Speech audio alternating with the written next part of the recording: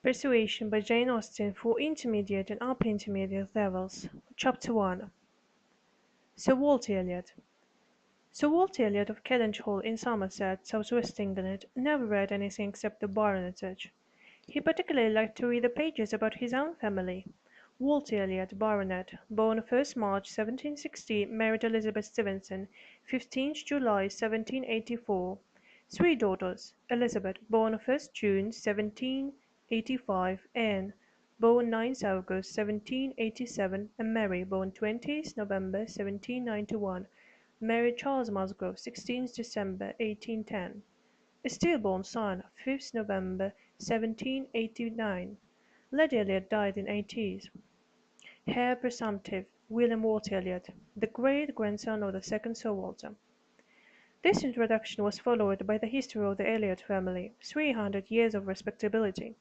Reading it gave Sir Walter great satisfaction. Vanity was his principal characteristic. He was vain about his noble family and his good looks.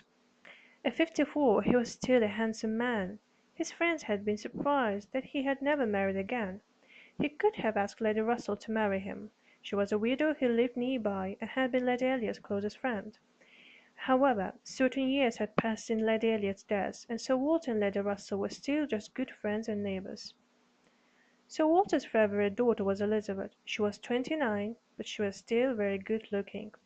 Anne was 26, and had been pretty a few years before, but now she was pale and thin.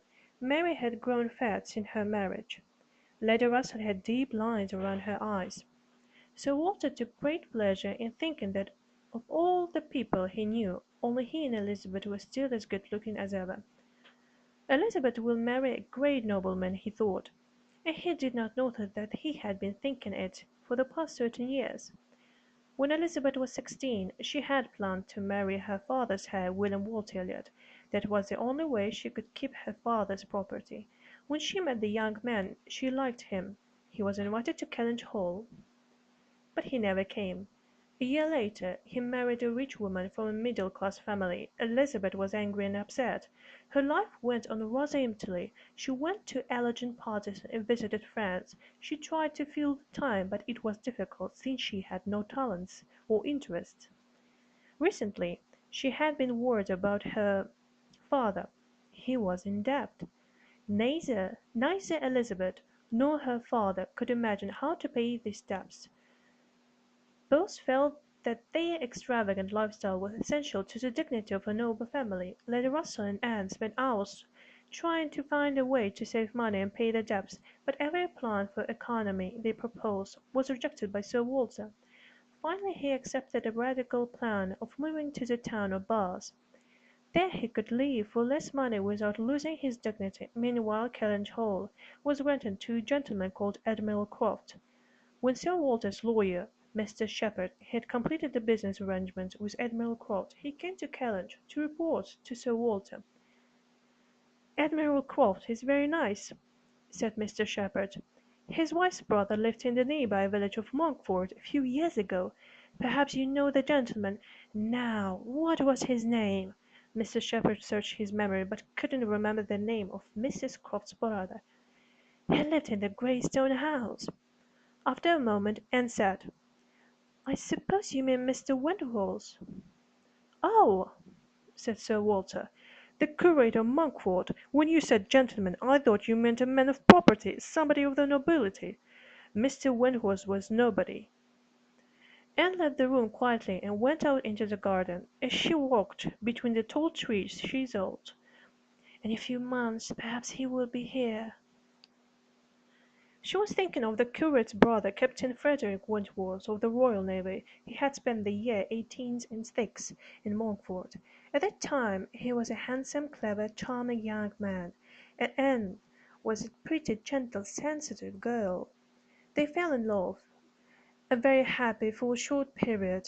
But Frederick asked Sir Walter if he could marry Anne. Sir Walter was not pleased. He thought that Frederick's family was not good enough. Even Lady Russell, who was much more sensible than Sir Walter, disapproved. Anne was Lady Russell's favourite of the Elliot sisters. Only Anne had the gentleness, good sense, and modesty that Lady Russell had loved so much in her old friend Lady Elliot. Lady Russell thought that it was foolish for Anne to marry a young man with no money. "When your father dies," she had said, "he'll leave you very little money and no property. You need to marry someone rich, and so does Captain Wentworth.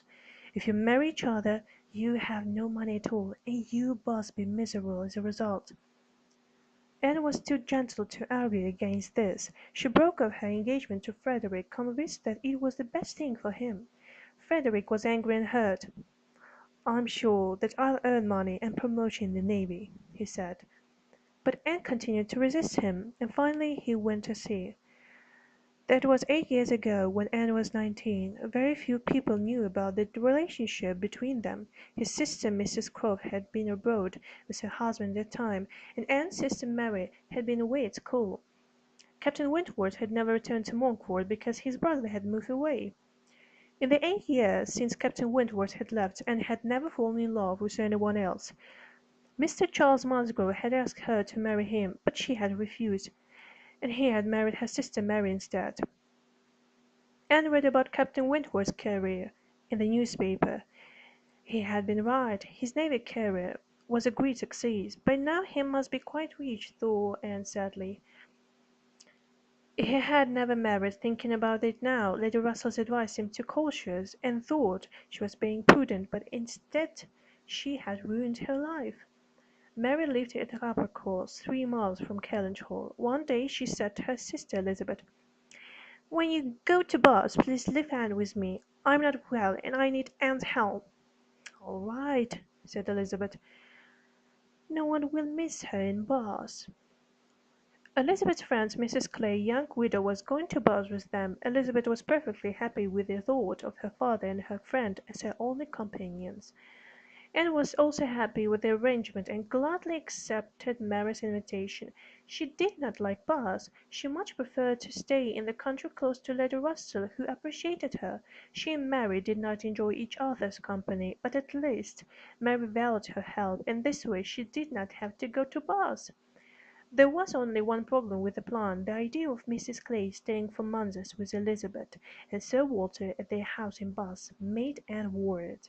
Mrs. Clay was not a pretty woman, but she was intelligent and friendly.